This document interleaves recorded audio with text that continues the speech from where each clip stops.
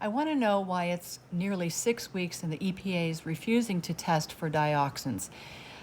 I mean, why not just appease the people of town, make them feel safe? We can spend billions of dollars and send it to Ukraine, but we can't take the time to test for dioxins after a chemical bomb was blown up over our area. In addition, I feel that the EPA needs to test all of the private wells in the area.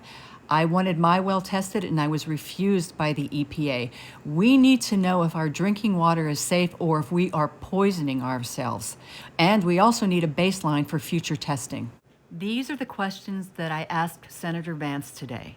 And I would like to ask you all to please like and share all of these videos. It's very important that we keep getting the message out there so that we can get results. We can't do it without your help. Ma'am. I have a question about the dioxin and the Sure. testing. I live in Unity Township, which is surrounding this area, Yep. and I have a business in Darlington, which took a brunt of the fallout. Sure. People are they're terrified that they're walking and going to work every day, walking into the yards, and they're surrounded by dioxin dust. Sure. When can we, as citizens, get someone to come and test our soil? Yes, ma'am. I can't even get the EPA to come and test my water. Sure. They denied me. Why did they deny you? They said it was tested already, and this was after several phone conversations and a few emails. And I had talked to someone in the health department and said, we independently went and tested our well water, but the And company. You own private well, is that right, ma'am? Correct. Okay. And we could not get the results for butyl acrylate and Yep. 3 other of the chemicals because they are unable to test for that. They said the only people that can do that would go through the EPA directly. So I Okay. called the health department, they directed me to the EPA, and I got an email saying your well has been tested already. So I don't know if they got wind that I independently tested it, but not for those toxic chemicals. So Okay. it's a lot of So on the water testing question, ma'am, I'd ask you, so Brian right here, just all my staff is right behind you. Give him your contact information so we can follow up there. Thank you. We want to make sure that people are able to get their water tested, not just now, but a week from now, a month from now, a year from now, if need be. So that's very concerning to me, and that's something that we should worry about. On the dioxin testing point, I mean, there are, I hate to say this, but if I can tick through a list of major failures here, and one of the failures, like I mentioned earlier, is the failure to clean up the disposal site. A second major failure is, I sent a letter to the EPA a couple of weeks ago asking them to test dioxins. It's pretty clear, based on feedback, that they're not doing that. And so that's just something I need to, we're going to have to keep on hounding them on.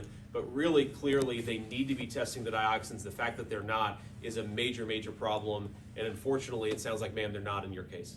Yeah, thank you. So we'll keep working on it. But I'd ask you to follow up with us because a lot of these cases individually, we have to follow up on an individual basis.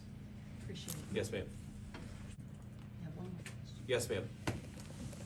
How do we as citizens help to continue the investigation or the congressional hearings? I don't know if that is planned to go on, but I think there is a lot to uncover here.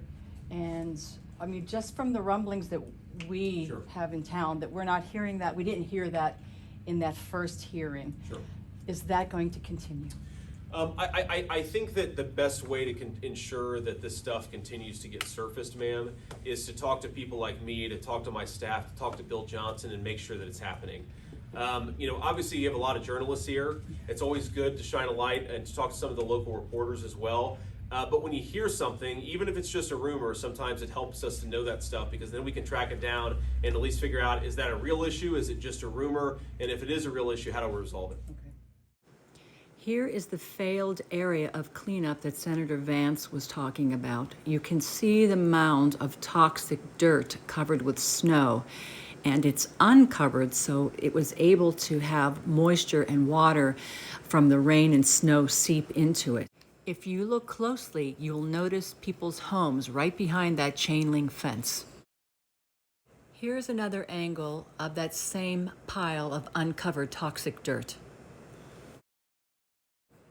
Here's a bird's eye view of the derailment site with a large mound of uncovered toxic dirt. Here you see the large mounds of toxic dirt covered. But are they now sealing the moisture in so it can leach into the soil? Here's a completely different area of toxic dirt that is uncovered. As you can see, it is taller than the building and taller than the semi behind the building.